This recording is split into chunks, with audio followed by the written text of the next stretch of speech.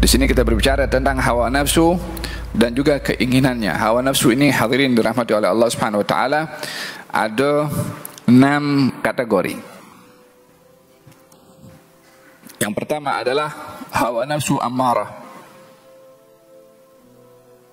Hawa nafsu ammarah adalah hawa nafsu yang suka memaksa seseorang melakukan perbuatan yang batil dan tidak merasa bersalah melakukan perbuatan yang batil. Ada hawa nafsu ammarah. Hal ini diuraikan oleh Allah Subhanahu wa taala di dalam Al-Qur'anul Karim ketika Qabil membunuh kepada Habil, katanya fatawa'at lahu nafsuhu qatla akhihi faqatalahu. Maka hawa nafsu Qabil memaksa kepada Qabil untuk bunuh Habil, maka dibunuhlah Habil. Ayat menyebutkan hawa nafsu Qabil paksa, suruh. Ya, kalimat paksa itu bukan hanya menyuruh tapi memaksa. Dalam suruhan itu memaksa. Hawa nafsu seseorang yang seperti ini, yang memaksa kepada seseorang untuk melakukan perbuatan maksiat, namanya nafsu ammarah. Yang kedua adalah nafsu lawamah. Hawa nafsu lawamah ini seseorang melakukan maksiat karena kehendak hawa nafsunya, tetapi dia menyesal setelah berbuat perbuatan dosa itu dan dia tegur. Ketika ditegur dirinya oleh dirinya sendiri atas perbuatan salahnya untuk insaf, itu namanya hawa nafsu lawamah. Hal ini juga disebut oleh Allah dalam Al-Quran, la uqsimu bin nafs, la uqsimu biyawmil qiyamah wa la uqsimu bin nafsil lawamah. Aku bersumpah demi hawa nafsu yang lawamah. Kalimat lawamah daripada kata lama yalumu, artinya mencela. Namun Allah menyebutkan pada ayat ini lawamah. Dalam sastra Arab, kalau disebut lawamah atau bahasa dengan sirah mubalaghah, artinya yang berlebih-lebihan. Kalau mencela bukan sekali dua, tapi bersungguh-sungguh dan berlebih-lebihan. Kalau berbuat baik bukan sekali dua, tapi berlebih-lebihan banyak melakukan kebaikan. Itu mubalaghah. Hawa nafsu yang hanya tegur dirinya ketika berbuat salah sekali, ia bukan hawa nafsu lawamah, karena dia hanya tegur sekali saja. Tapi setiap kali dia berbuat salah ditegur oleh dirinya sendiri, barulah itu dikatakan hawa nafsu lawamah. Jadi yang pertama namanya ammarah, yang kedua namanya lawamah. Oleh sebab itu, lawamah ini kedudukan hawa nafsunya masih dalam peringkat yang baik, karena dia tegur dirinya dan teguran itu sebagai permulaan insaf. Oleh sebab itu Allah gunakan ia sebagai sumpah. Kalau dia tak elok, maka tak akan digunakan oleh Allah sebagai sumpah. Wala uqsimu bin nafsil lawamah. Aku bersumpah demi hawa nafsu yang mencela berkali-kali kepada dirinya atas perbuatan dosanya. Jadi alangkah baiknya bila seseorang atau seorang itu memiliki sifat yang baik dan hawa nafsu yang baik, bila dia tergelincir melakukan salah dan dosa, dia sentiasa tegur, dan teguran itu membuahkan hasil insaf. Ada hawa nafsu lawamah. Yang ketiga, hawa nafsu al-mulhamah.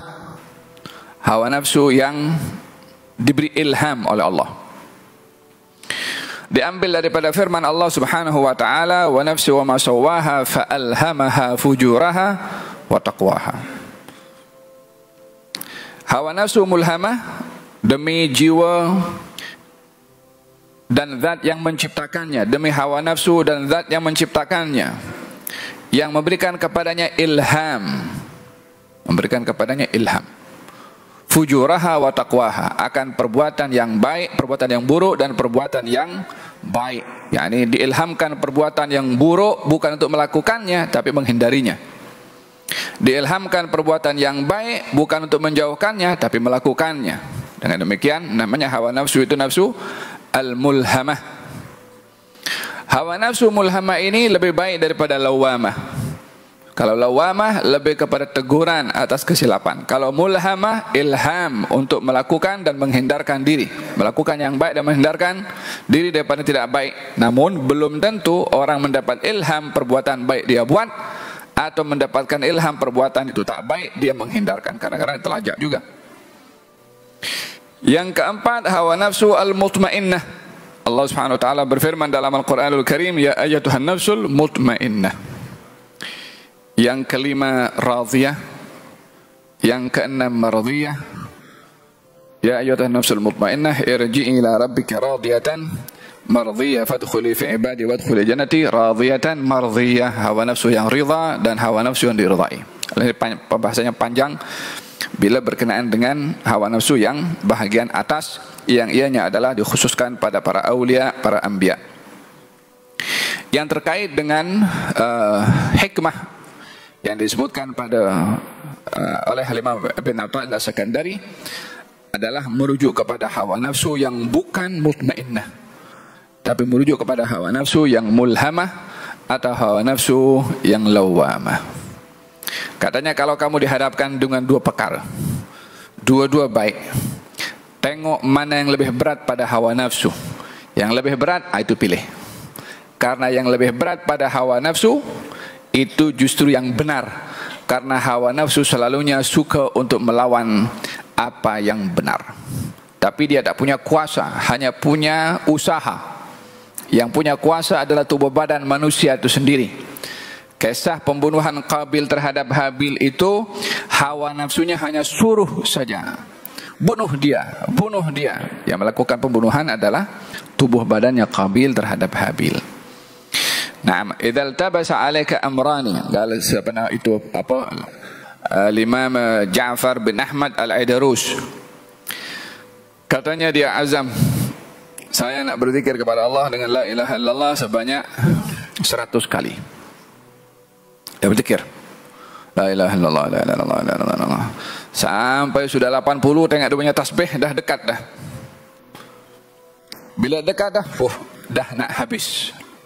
Seronok pasal akan selesai daripada berzikir. Katanya, engkau seronok nak berhenti berzikir? Dia tegur kepada diri sendiri. Ada tambah lagi 1000. Dia paksa. Dia berat hawa nafsunya. 100 telajak terus, 200, 300. Sampai dekat 900, dah tengok kira tasbih dan habis lagi 900, dah habis. Lagi seronok kali yang kedua. Engkau seronok nak berhenti dalam berzikir? 10,000. Tambah 10,000. Sampailah dia tak berkutik, tak bergerak.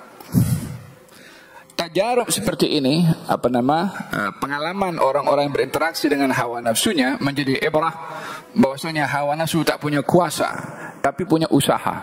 Dan usaha hawa nafsu ini akan terus memaksa kalau kita ikut, dan dia akan fail dan gagal serta dia surrender kalau kita lawan.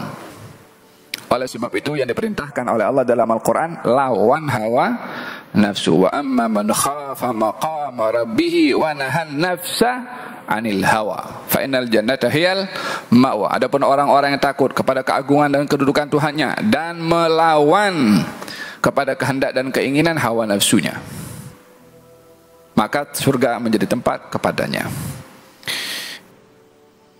Ada berkenaan dengan hawa nafsu. Oleh karena itu, kenapa kita diajarkan dalam bab makan, kita diperintahkan berhenti sebelum kenyang, walaupun nafsu masih mahu, masih ingin makan, untuk mendidik kepada hawa nafsu.